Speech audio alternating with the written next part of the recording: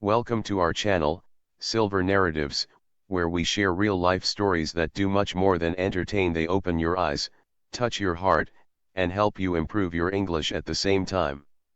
What you're about to experience is not just a history lesson, nor simply a biography. It's a story filled with power, pain, war, fear, betrayal, and the heavy cost of control. Today, we begin the story of a man whose name still provokes fear, debate, anger, and curiosity across the world. A man who rose from nothing, ruled with an iron hand, and eventually fell before the eyes of the entire world. He is remembered differently by many. Some see him as a tyrant, others as a nationalist, but for most, he remains a chilling symbol of how absolute power can spiral far beyond control. This is the story of Saddam Hussein, and the way you'll hear it today has never been told quite like this before. We're not diving into politics or opinions, we're delving into the very heart of a man's journey, from a shattered childhood to a reign of iron, from a forgotten village to the world stage, and finally, to a shocking and public downfall. Every moment in this story, every scene, every turn is drawn from real events.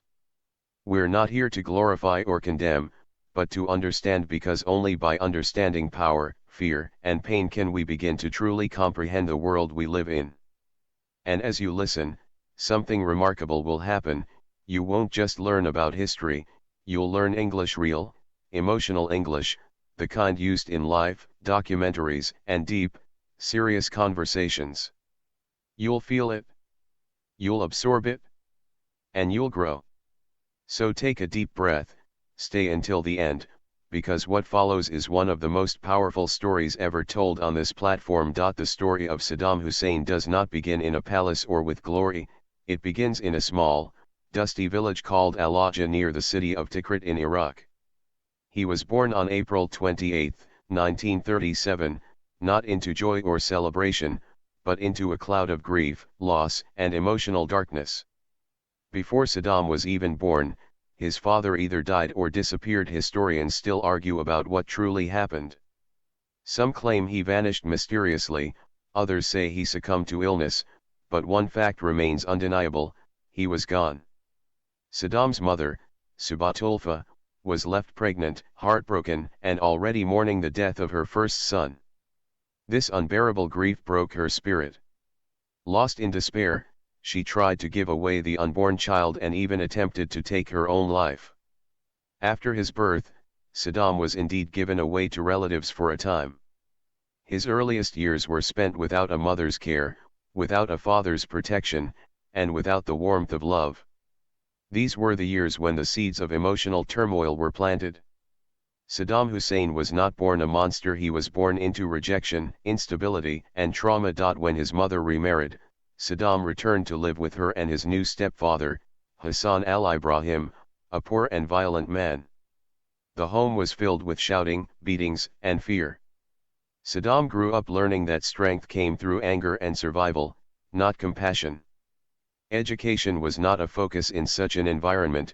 He could barely read or write until around the age of 10. But by then, something dark had begun to take root inside him: a burning rage, a longing for respect, and a deep desire for revenge against a world that had shown him only cruelty.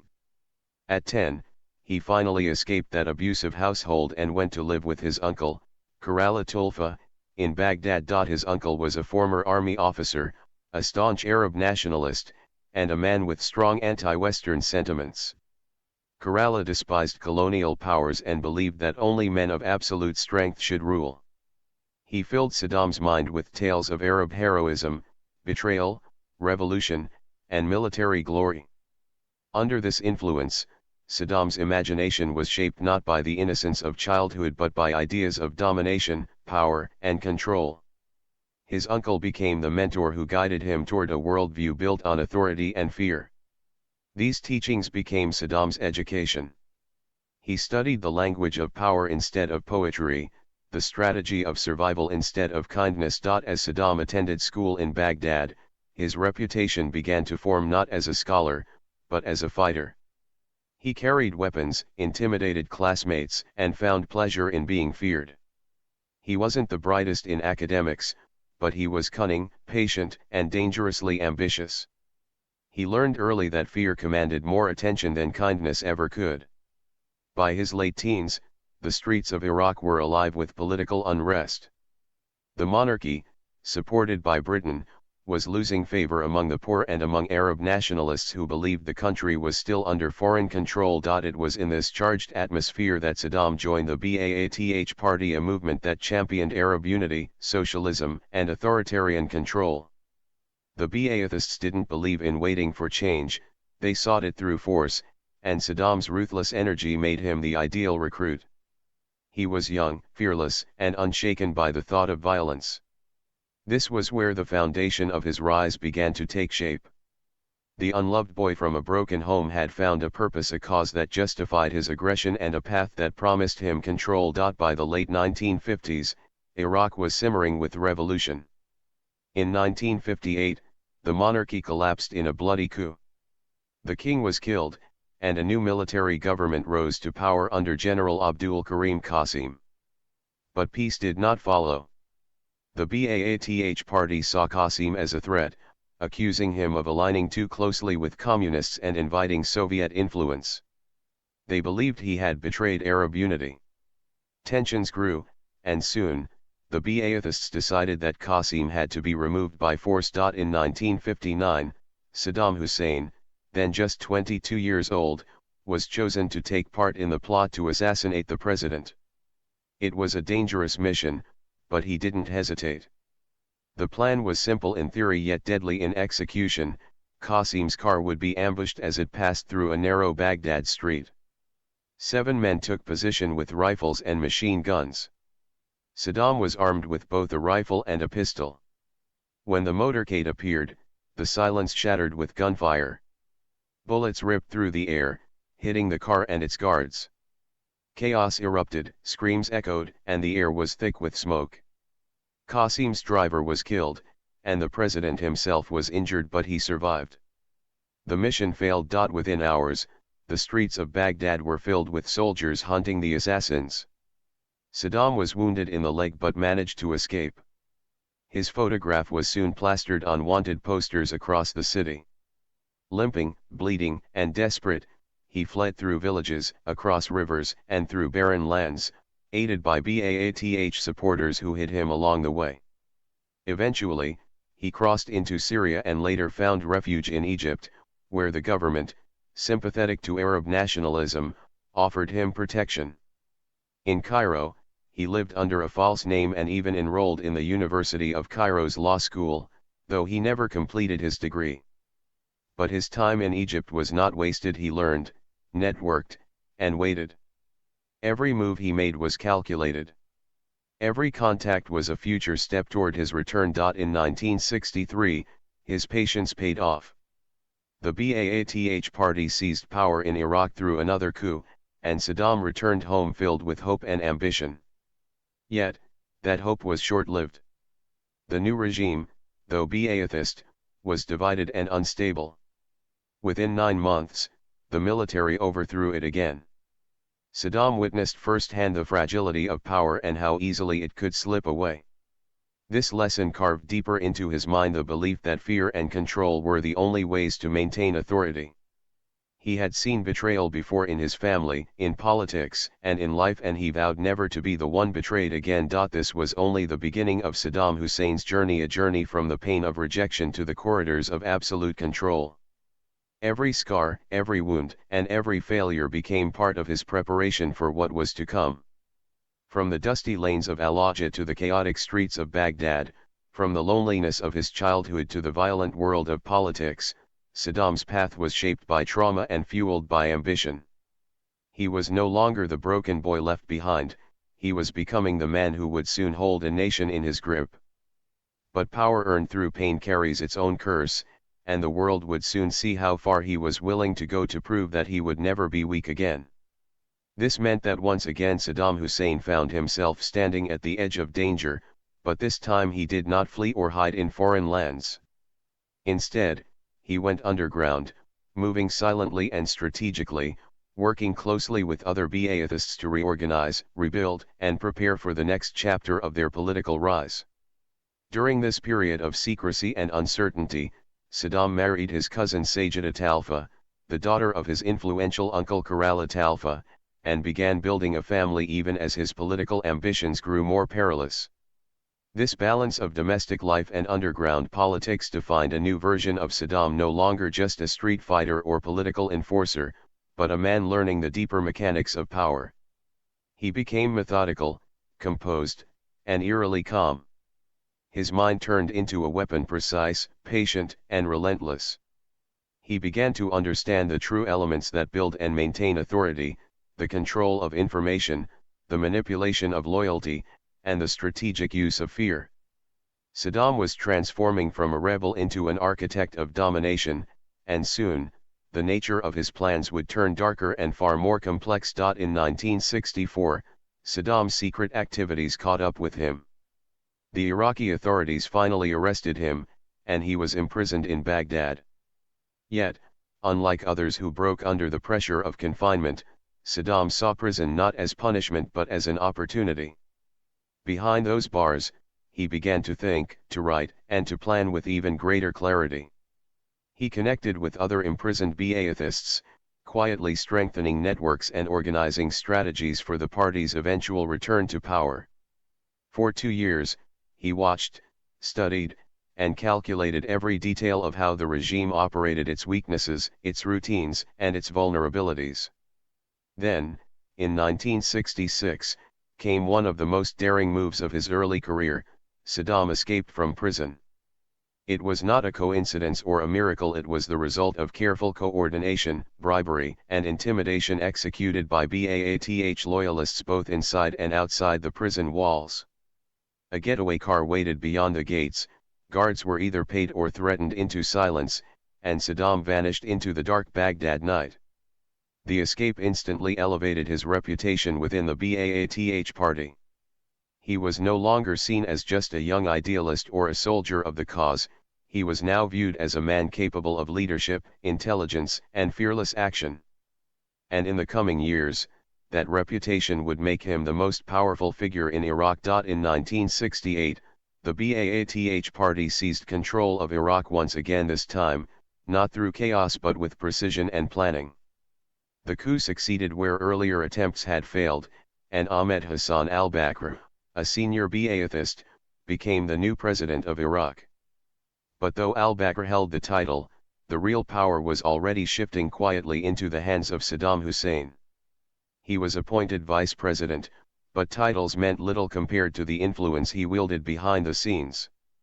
Through careful manipulation and psychological mastery, he gained control of Iraq's most vital institutions, the intelligence service, the secret police, and the vast networks of information that allowed him to see, hear, and predict everything happening inside the state. He turned surveillance into an art. He listened to private conversations, monitored military officers, and eliminated threats without open conflict. Those who served him learned that loyalty brought reward, while defiance invited silent destruction. Saddam's charisma and smile were masks, behind them lived a mind constantly calculating who would serve him and who would not live long enough to betray him. By the early 1970s, Saddam had become Iraq's shadow ruler. While al-Bakr still sat in the presidential chair, it was Saddam who directed the country's pulse. He built torture chambers deep beneath government buildings, designed interrogation programs to break enemies, and trained loyal men in surveillance and fear.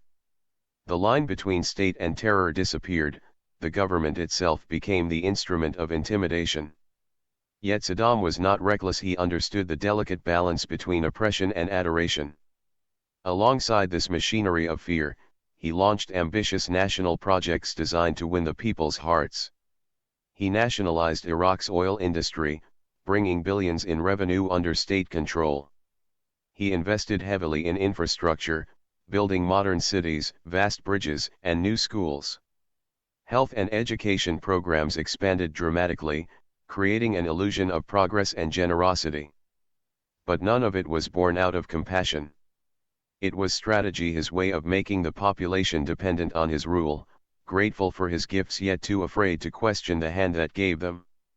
He knew that to control Iraq completely, he had to make the people both love and fear him, and he was succeeding at both. Then came July 16, 1979, a date that would mark the beginning of a new and terrifying era. President Ahmed Hassan al-Bakr announced his resignation, citing poor health as the reason. The truth, however, lay beneath the surface. Over the years, Saddam had tightened his grip so effectively that even the president himself had become a mere figurehead. Through quiet manipulation, Saddam had placed his loyalists in every vital position within the army, the intelligence service, the media, and even among al-Bakr's closest advisors.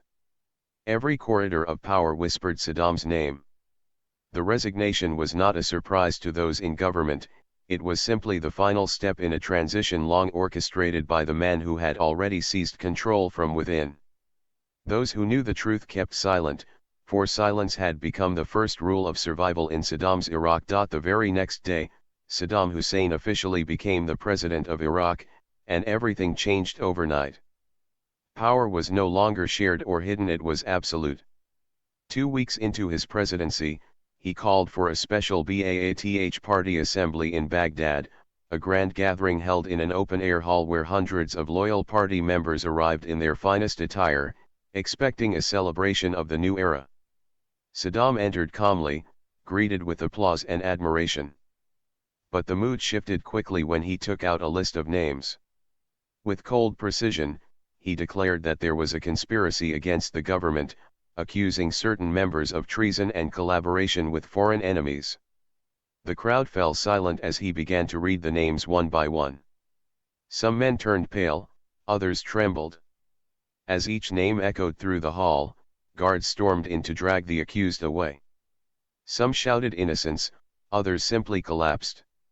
Many were executed immediately, others were taken away for interrogation and tortured until they confessed. By the end of that day, more than 60 senior party members, men who had once worked beside Saddam, laughed with him, and trusted him, were gone. The message was unmistakable: no one was safe. Friendship offered no protection. Loyalty meant nothing. This was the birth of Saddam's true reign, one ruled entirely through fear. After consolidating power, Saddam expanded his surveillance state to unimaginable levels. The Mukhabarat, Iraq's intelligence agency, grew into one of the most feared organizations in the region. Phones were tapped, conversations recorded, letters opened, and homes infiltrated by informants. Spies worked everywhere, in schools, offices, mosques, and even marketplaces. Neighbors reported on each other. Children were trained to spy on parents. One careless word could mean imprisonment or death. The country descended into an atmosphere of constant paranoia where no one felt safe. People learned the art of silence, never to question, never to complain, never even to look anxious in public. Every classroom displayed Saddam's portrait. Every newspaper and television broadcast praised his leadership. Iraq ceased to be a nation in the traditional sense. It had become a stage built around one man. Saddam trusted no one outside his bloodline, so he built his circle of power with family and tribal ties. His sons, Uday and Qusay, were given unchecked authority. His cousins and half-brothers filled high-ranking positions in the army and intelligence services. His hometown of Tikrit became the breeding ground for Iraq's ruling elite. In Saddam's mind, loyalty came only through blood. Yet even within his family, fear ruled. Relatives knew that one wrong move could mean disappearance or execution. Love was replaced by obedience, respect by terror. For ordinary Iraqis, life in the early 1980s was a confusing mix of pride and dread. On the surface, the nation flourished. Modern highways stretched across the deserts, hospitals functioned efficiently, and education was free for all. Families received state benefits, housing programs expanded, and Iraq seemed to be rising as a modern power in the Middle East. But beneath this glittering facade, an invisible cage closed in. Writers, journalists, students, and artists who dared to question the government simply vanished. Some were imprisoned, others tortured, many executed. Iraq was spotless on the outside, but its silence was soaked in fear. In 1980, Saddam made one of the most consequential and destructive decisions of his rule. He ordered the invasion of Iran, beginning the Iran-Iraq War. The conflict would become one of the longest and bloodiest of the 20th century. Saddam believed that Iran, weakened after its 1979 Islamic Revolution, was vulnerable. He feared the spread of religious fundamentalism into Iraq and wanted to prove himself as the protector and leader of the Arab world. He was certain the war would be quick and victorious. Instead, it became a nightmare that lasted 8 years from 1980 to 1988. More than 1 million people were killed, including countless civilians. Both sides unleashed brutal tactics, chemical weapons, mass executions, and the use of child soldiers. Iraq's cities were bombed, its economy shattered, and thousands of families were left mourning fathers, sons, and brothers. Yet Saddam refused to retreat. To him, admitting defeat was worse than death. Even as the war consumed his nation, he continued to build monuments and statues of himself, broadcasting endless speeches declaring victory and strength. Inside Iraq, the reality of the war was hidden. The media showed only triumphs, never losses. Propaganda became truth, and truth became treason. People were forced to live in two worlds, the one they saw with their eyes and the one they were told to believe. Under Saddam's rule, Iraq had transformed into a country where fear replaced faith, silence replaced speech, and survival replaced freedom. But for Saddam Hussein, this was not tragedy, it was triumph. In his mind, he had achieved what he always wanted to be: untouchable, unchallengeable, and eternal. Yet the seeds of his eventual downfall were already being sown, buried deep beneath the illusions of victory and the echoes of marching soldiers who fought and died in the name of one man's vision of power. The war with Iran had finally ended, but the peace that followed brought no comfort to Saddam Hussein. Instead, it exposed a new kind of battle, one fought not on distant front lines, but within Iraq's collapsing economy and Saddam's restless mind. The country was exhausted. Its cities were scarred, its treasury was empty, and its people were drained by 8 long years of bloodshed. Yet Saddam's pride was untouched. In his view, Iraq had sacrificed and bled not just for itself but for the entire Arab world, holding back the spread of Iran's revolution. He believed Iraq deserved gratitude, especially from wealthy Arab neighbors like Kuwait and Saudi Arabia. He expected them to cancel Iraq's massive war debts or at least offer financial help in recognition of Iraq's service to Arab unity. But instead of appreciation, Saddam received rejection. Kuwait refused to forgive the loans, and to make matters worse, began pumping more oil than agreed upon, driving global prices down. This infuriated Saddam, who saw the move not as business, but betrayal. Every dollar lost from falling oil prices meant less power for his regime, less ability to rebuild Iraq, and a deeper wound to his pride. In his mind, Kuwait wasn't just an ungrateful neighbor, it was an enemy stealing Iraq's future. At first, Saddam tried diplomacy. He summoned Kuwaiti officials, issued stern warnings, and sent messages demanding fairness. In public, he spoke about Arab brotherhood and unity, but behind closed doors, he was already planning his revenge. He began moving troops toward the Kuwaiti border under the cover of training exercises. Tanks, helicopters, and armored divisions quietly positioned themselves within striking distance. Meetings were held in secrecy. Maps were drawn. Strategies were refined. Saddam believed the world would do nothing after all. The United States and other Western powers had supported him during the Iran-Iraq War, providing intelligence, technology, and political cover. Why would they turn against him now? Kuwait, a tiny nation with a small army and no real defense, seemed easy prey. So, in the early morning darkness of August 2, 1990, the order was given. Iraqi forces stormed across the border in a massive, coordinated assault. In less than 2 days, more than 100,000 Iraqi troops had taken control of Kuwait. The Kuwaiti royal family fled, government buildings fell silent, and the streets of Kuwait City filled with the roar of Iraqi tanks. Saddam declared victory and announced to the world that Kuwait was no longer a country, it was now Iraq's 19th province. He appeared on television smiling, confident, and proud, calling the invasion an act of justice and unity. But outside Iraq, the reaction was swift and furious. The international community condemned the invasion within hours. The United Nations passed resolutions demanding Iraq's immediate withdrawal, and the world's most powerful countries led by the United States united against him.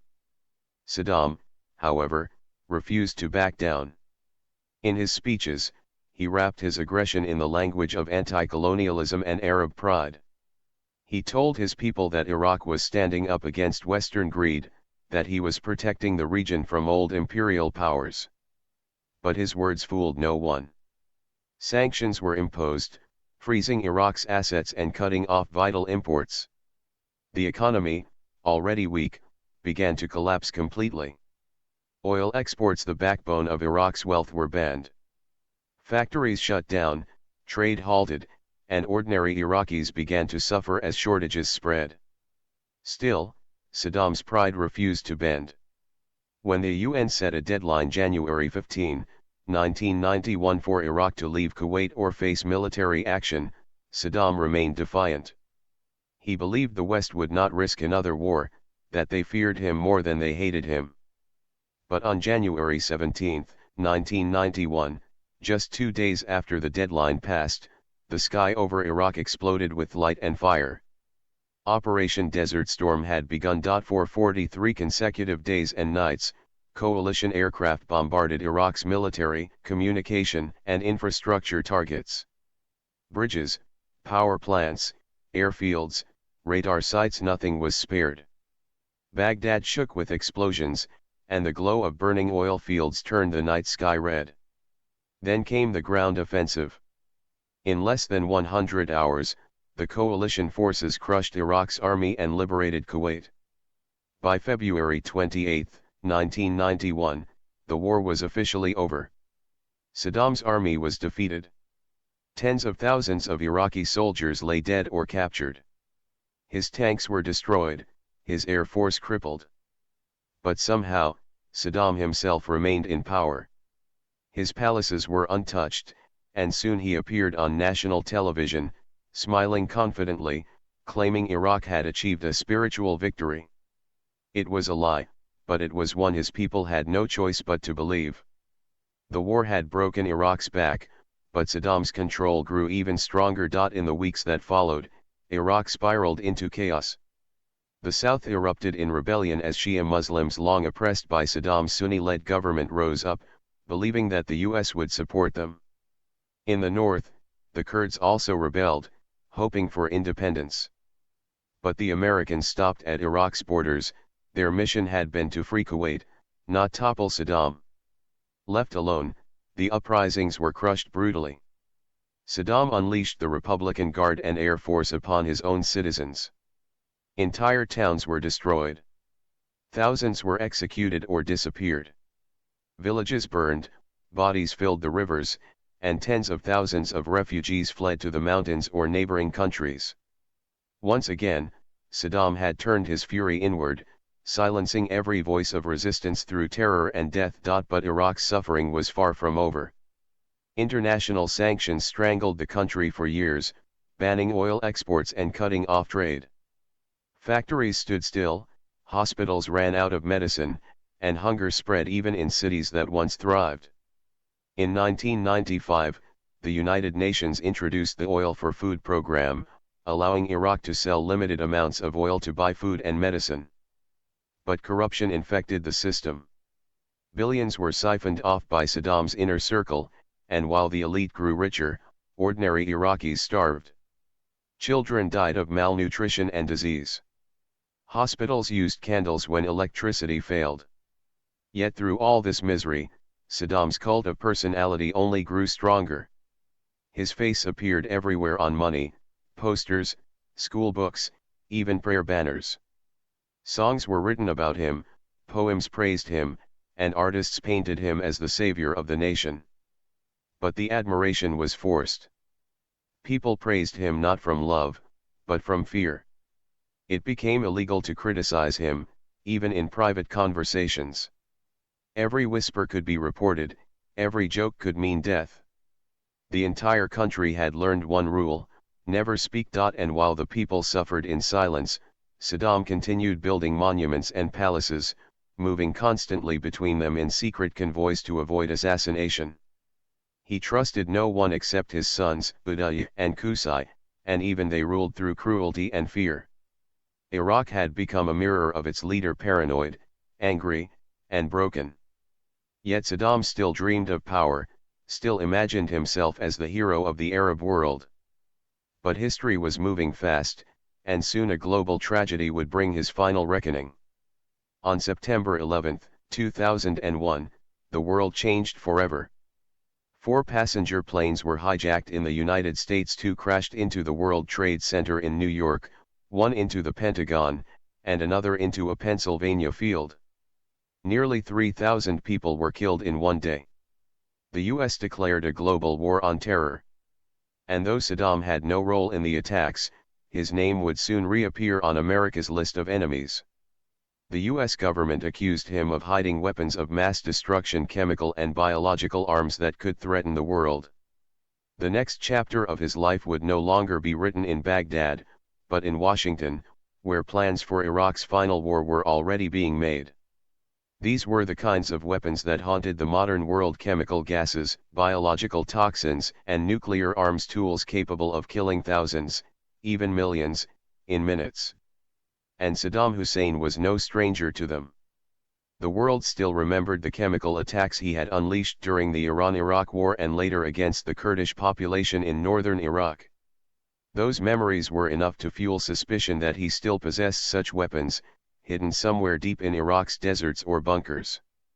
The United States government feared that one day Saddam might share those weapons with terrorist groups, perhaps even with those who sought to strike America again.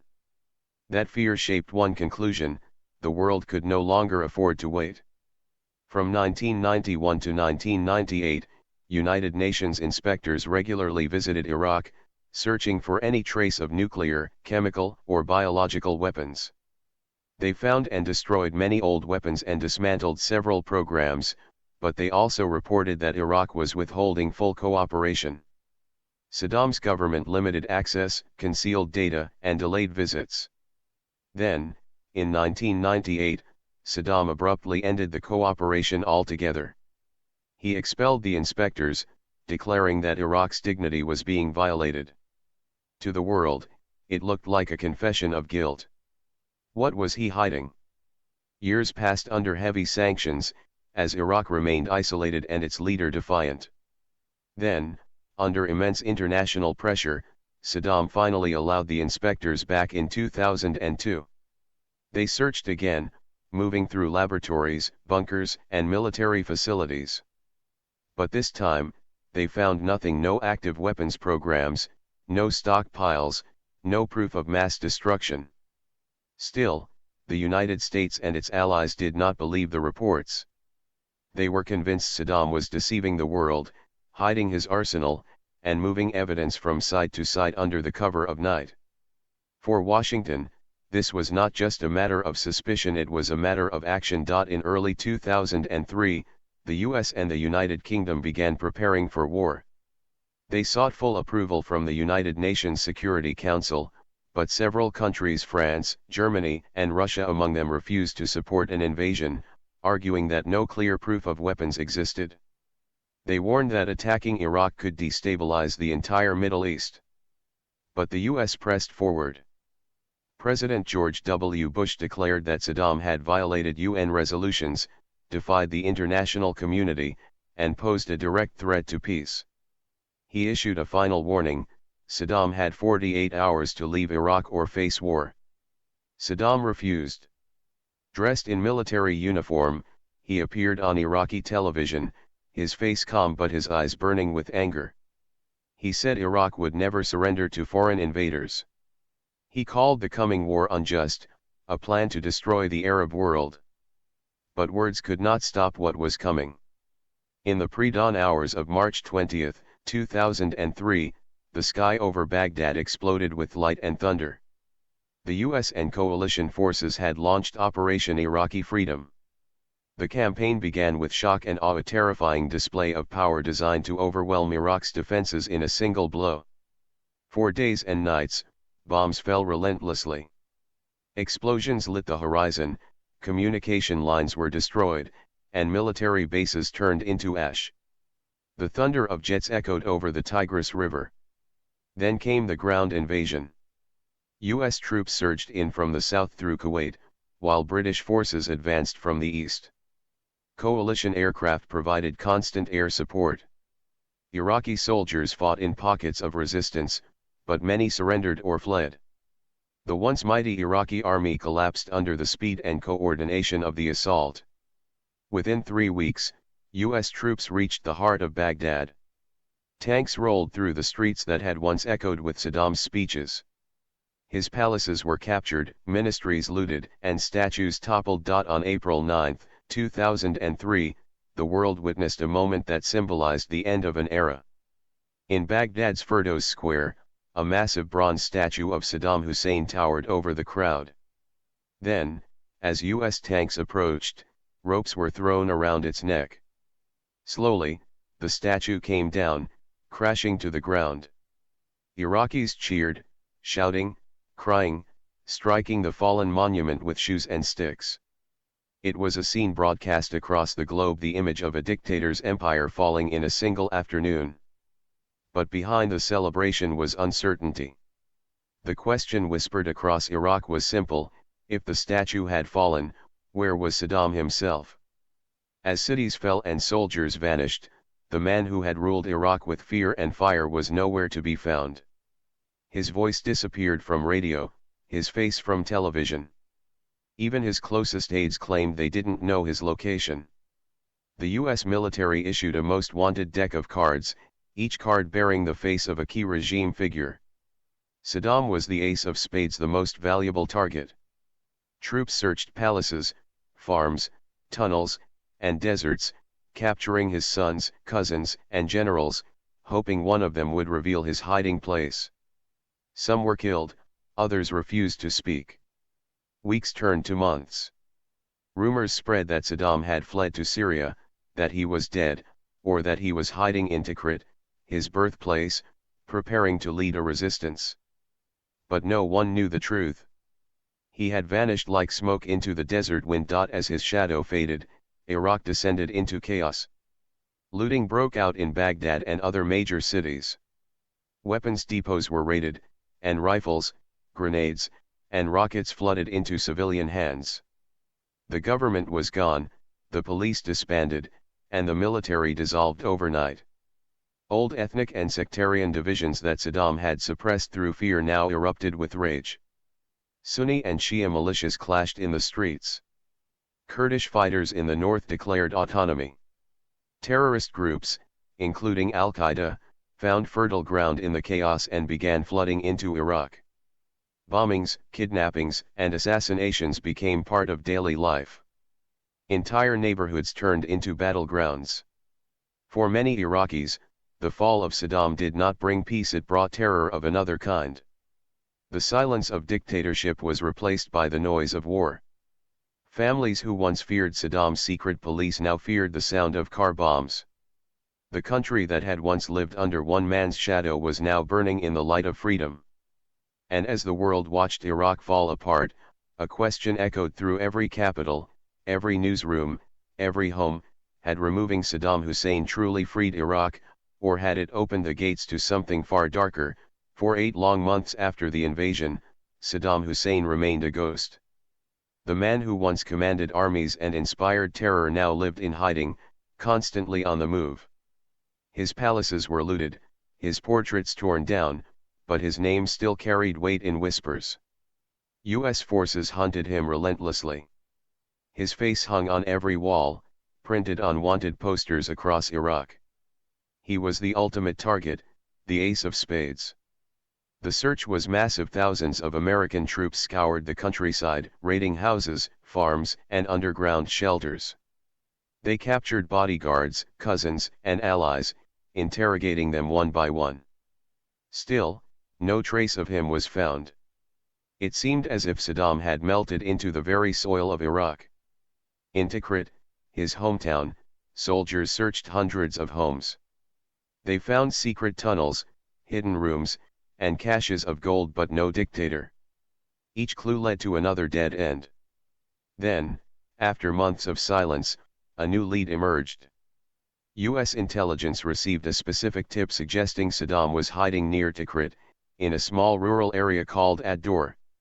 2 farmhouses were identified, codenamed Wolverine 1 and Wolverine 2. On December 13, 2003, more than 600 U.S. soldiers from the 4th Infantry Division and Special Forces moved in under the mission name Operation Red Dawn.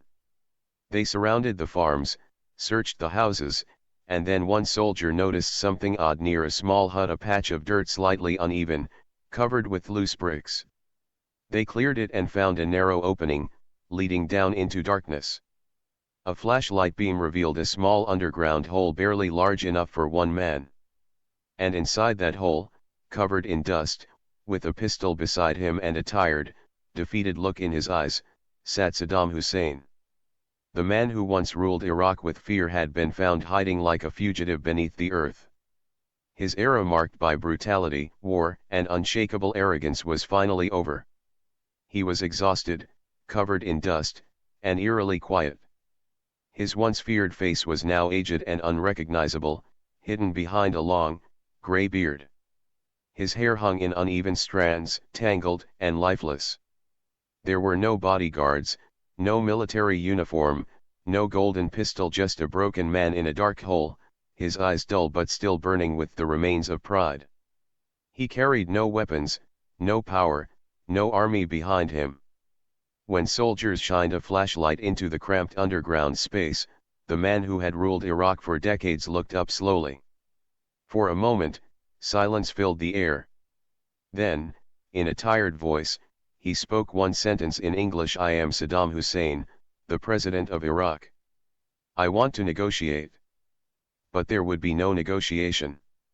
The era of his rule had ended the moment those words left his lips. He was immediately pulled out of the hiding place, searched, and handcuffed. A helicopter was called to take him away. Within minutes, photographs were taken to confirm his identity. Medical checks followed. He was alive, captured, defeated, and stripped of the illusion of invincibility that had surrounded him for more than 2 decades.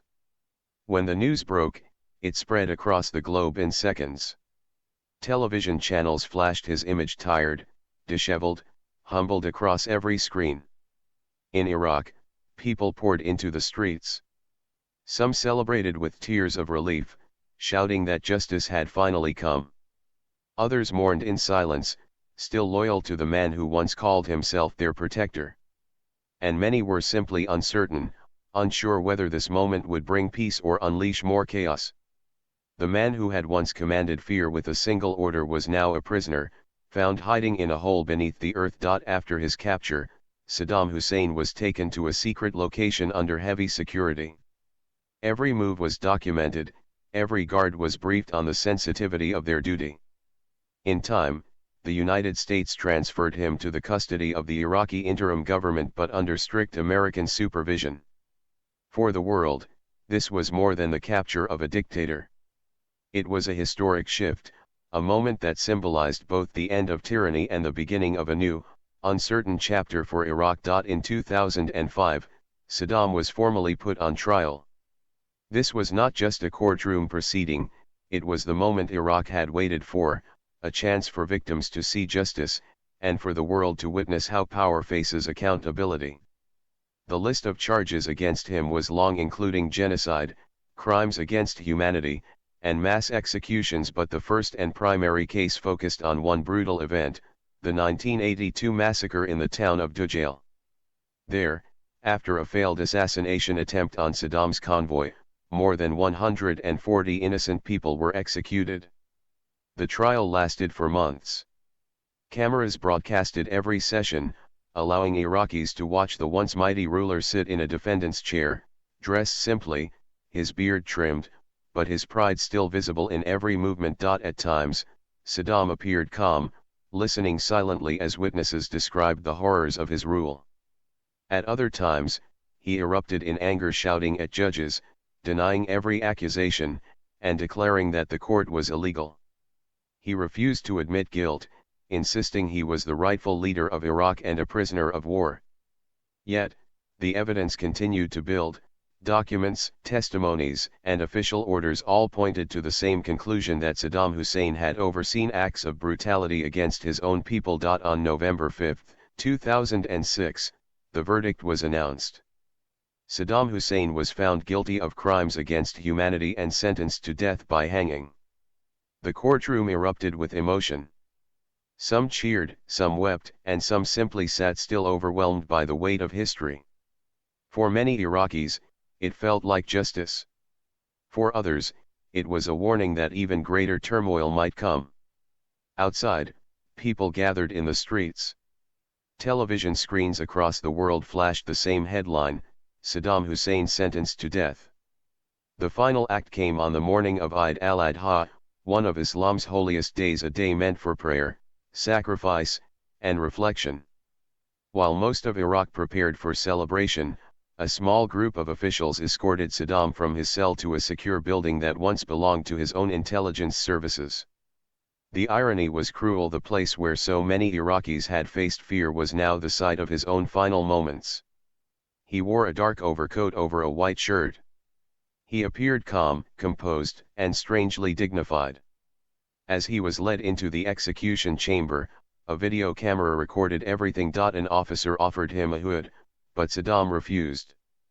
He wanted his face to be seen, perhaps to prove that even in death he would not bow. The noose was placed around his neck. A few final words were exchanged, short, sharp, and heavy with meaning. There were no last-minute appeals, no second chances, no delay. And then, in a single moment, it was over. Saddam Hussein, the man who had once ruled Iraq with an iron fist, who had shaped its fate through fear and war, was executed by hanging. His body was later taken to Al-Ajah, his birthplace near Tikrit, and buried near his family's tomb. Some mourned, others spat on his grave. For many, it was simply another chapter in a story that refused to end. Because even with Saddam gone, Iraq did not find peace. Instead, new wounds opened. The power vacuum left behind gave birth to chaos. Civil war, insurgency, and foreign occupation tore the country apart. Terrorist groups, including Al-Qaeda in Iraq, rose from the ashes of old anger and division. In the following years, another shadow would emerge: ISIS, a group so violent and extreme that it would make even the memory of Saddam's rule seem distant and complex. Sectarian violence exploded between Sunnis and Shias. Car bombs tore through markets. Mosques were attacked. Families were divided by fear. Every day brought new reports of kidnappings, assassinations, and suicide attacks. Streets that had once been filled with the call to prayer now echoed with gunfire. Iraq's cities Baghdad, Fallujah, Mosul, Najaf became symbols of destruction and loss. The dream of peace turned into a nightmare of survival. Some Iraqis looked back and said Saddam's removal had brought them freedom, an end to tyranny, and a chance to build democracy. Others argued that his fall had opened the gates to endless bloodshed, that Iraq had traded one kind of fear for another. Whatever the opinion, one truth was undeniable: the country would never be the same again. Saddam Hussein's story is not merely the story of a dictator. It is the story of power, pride, and the human cost of control. It is the story of a child who grew up in fear and turned that fear into dominance. A young man who chose command over compassion. A ruler who demanded loyalty and punished doubt. Under his reign, Iraq became a nation of silence, where obedience was survival, and dissent was death. He built monuments to his glory while prisons filled with his critics.